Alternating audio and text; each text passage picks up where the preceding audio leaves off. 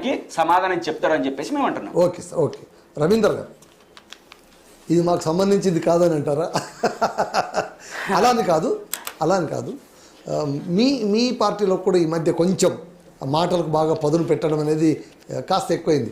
బండి సంజయ్ కావచ్చు, వాళ్ళు కావచ్చు, ఒక టార్గెటెడ్గా మాట్లాడడం, కొంచెం శృతిని కాస్త పెంచి మాట్లాడడం. అంటే నాకు తెలియక అడుగుతున్నాను, రాజకీయ నాయకులు అలా మాట్లాడితేనే ప్రజలు వాళ్ళని హీరో అనుకుంటారన్న భ్రమ ఏమైనా ఉందా నాయకులకు అని? సార్, మీరు మొదట్లో అన్నారు ఇది మాకు సంబంధించింది కాదు అని. అంటే ఖచ్చితంగా ఇది మాకే కాదు, తెలంగాణ రాష్ట్రాల్లో ఉన్న ప్రతి పబ్లిక్కి సంబంధించింది. ఎందుకంటే we are core Telangana members and democratically we should. చెప్పండి సార్. సార్, మీరు అన్నారు జనరల్గా ఇప్పుడు ఒక వర్డ్ మాట్లాడారు, స్ట్రెచర్ అండ్ మార్చర్. వాస్తవం చెప్పాలంటే ఇక్కడ బీఆర్ఎస్ అండ్ కాంగ్రెస్ రెండు పార్టీలు కూడా ఎప్పుడు కూడా ప్రజా సమస్యల గురించి ఆలోచించే పార్టీలు కాదు బీఆర్ఎస్ అండ్ కాంగ్రెస్. అందుకోసమే వీళ్ళ స్టేటస్ ఏంటంటే రెండు పార్టీల స్టేటస్ బూతులు మాట్లాడుకోవడం. రెండు పార్టీలు కలిసి ప్రజా సమస్యల్ని, ప్రజా సమస్య పరిష్కారాలని, ప్రజా సంక్షేమాన్ని స్ట్రెచ్చర్ మీదకి పడేశారు. ఈ రెండు పార్టీలు కలిపి ప్రజాస్వామ్యాన్ని మార్చూరికి తీసుకెళ్లారు. ఏం లేదండి. ఇప్పుడు ఎప్పుడు కూడా భారతీయ జనతా పార్టీ భారతదేశం యొక్క ఒక సంక్షేమం కోసం, అభివృద్ధి కోసం భారతదేశాన్ని ప్రపంచంలో ఒక అత్యున్నతమైన స్థానంలో ఉంచడానికి ప్రయత్నిస్తుంది.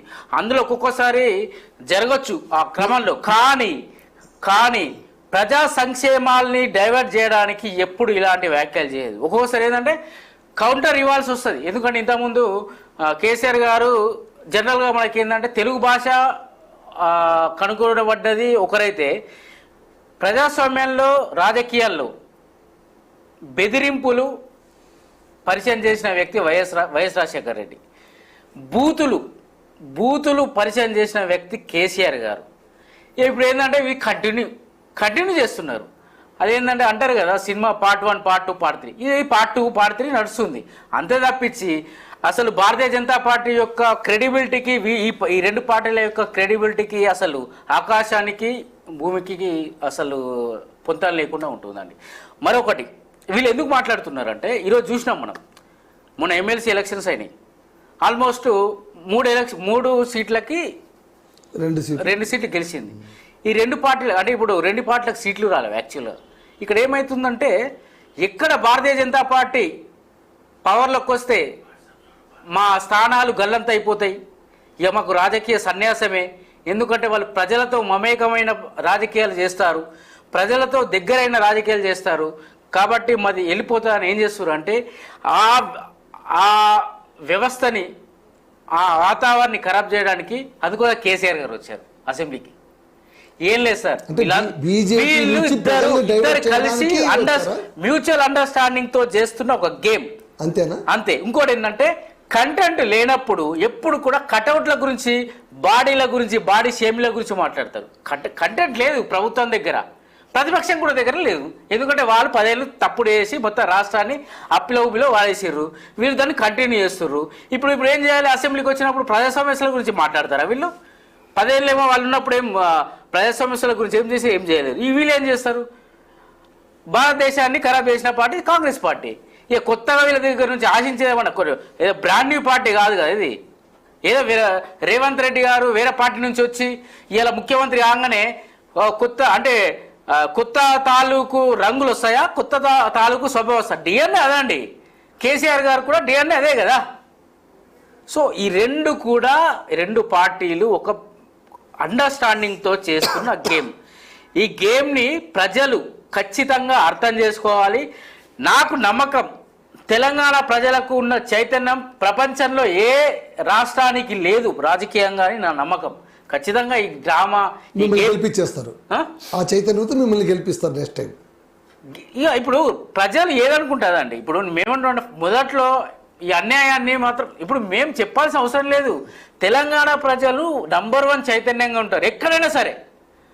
కాంగ్రెస్ని బొందబెట్టి టీఆర్ఎస్ చేయడంలో కానీ టీఆర్ఎస్కి బొందబెట్టి మళ్ళీ 2019 ఎలక్షన్లో బీజేపీకి పట్టం కట్టడం కానీ తర్వాత సరే కొంత ఆ మధ్యలో బీజేపీకి అనుమానాలు వచ్చే విధంగా కొన్ని చేయడం వల్ల కాంగ్రెస్ ఇట్లా చేయడం కానీ ఇవాళ తెలంగాణ ప్రజలంతా చైతన్యం ప్రపంచంలో ఎవ్వరు లేరు ఇలాంటి గేమ్లు ఇమీడియట్గా ఇట్లా చిటికాతో. Okay okay sir, super sir.